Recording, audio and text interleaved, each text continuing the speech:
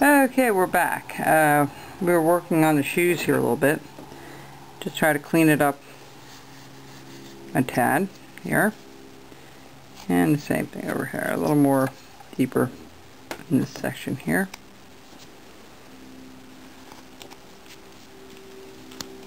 Alright. Now, we're going to go ahead and start the arms. So we're going to do this.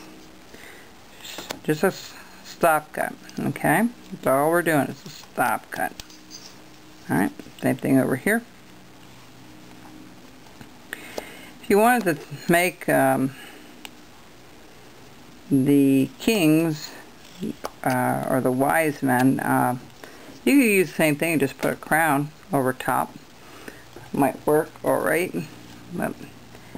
So what I want to do is I want to hold it at an angle, okay? I'm going to pull it down and around, just like that. Same thing over here. I'm going to keep it at an angle and come up and around. Alright? And just, now I'm going to trim all this off because this is going to look pretty nasty, and we're going to round off the point on this side.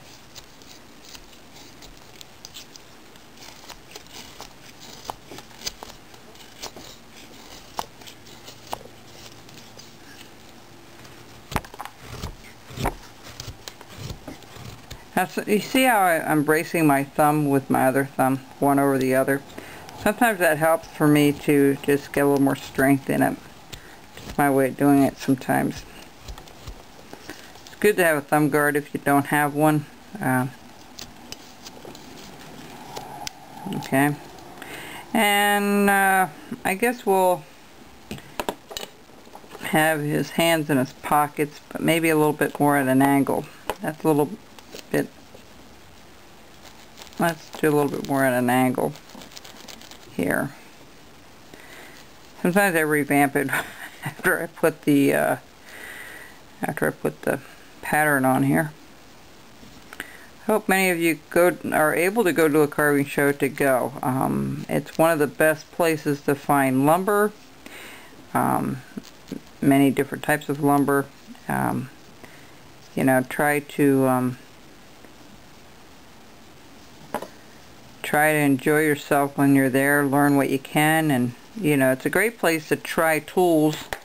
Many of the vendors will allow you to try the tools out while you're there. Okay, we're going to just do the back side right now. I have tape over here. I was taping something here. Alright, move that out of the way. Okay, back to the back side here. Alright, and then what we're going to do here is we're going to go from the shoulder. We're going to try to do it at the same angle. Alright, we're going to come down and then turn it. Just like so. Okay? Again, you're going to turn it this way, and then you're going to turn your knife this way. Okay? And you go around that corner. And I'm just going to put a little cut there, because that's where the top of the pocket's going to be.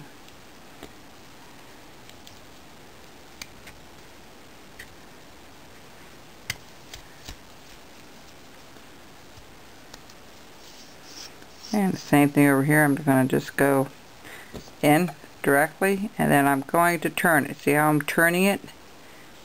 Alright, and up.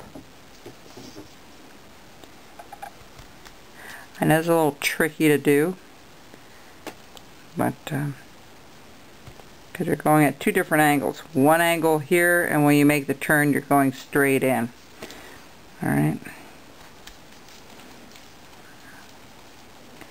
And I'm just going to start. Oh, I want hair on that he has some hair on the back here. So we're just going to put a hairline through here.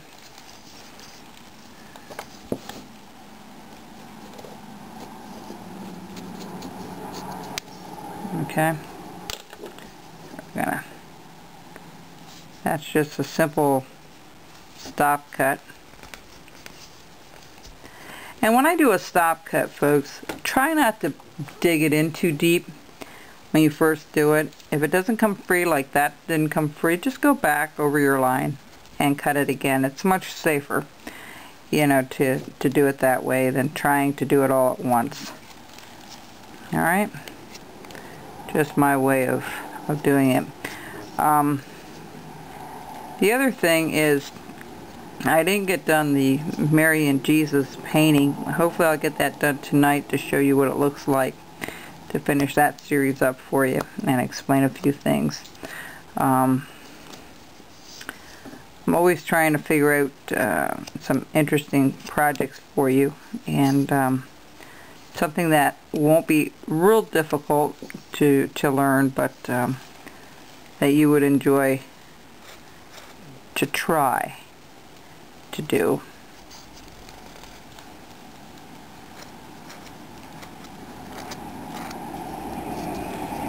This Santa has long hair.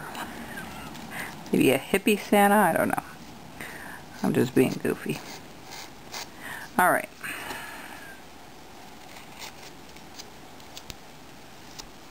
There we go. I'll try to get different Santas made. One thing I have not seen made is a black Santa.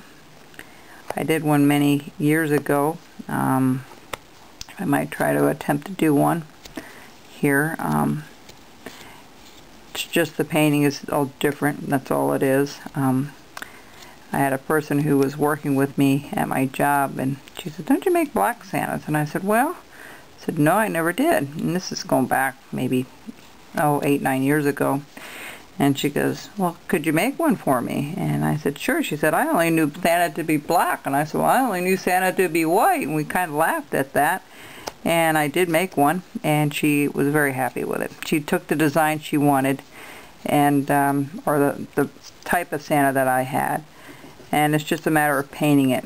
And that was all, really, that was different with it. But it turned out really, really nice. And see if I can get one painted here for you folks and show you. Alright, so here we go. There we go.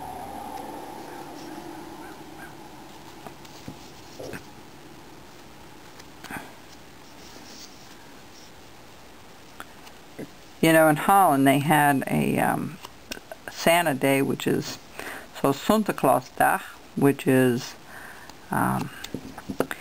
a feast. They didn't have Christmas was a religious holiday, but Santa, Saint Nick Day was actually, I think it's the 5th of December, if I'm not right. I'm sure somebody from Holland will let me know that's watching this. And I found it very interesting. My mother said they used to have Santa Claus came to the school and throw these candy around for the children and stuff. So they celebrate Santa Claus Day differently than Christmas. Christmas is the Christ's birth, and that's what they recognize it as. They don't consider it the same as we do here in the States.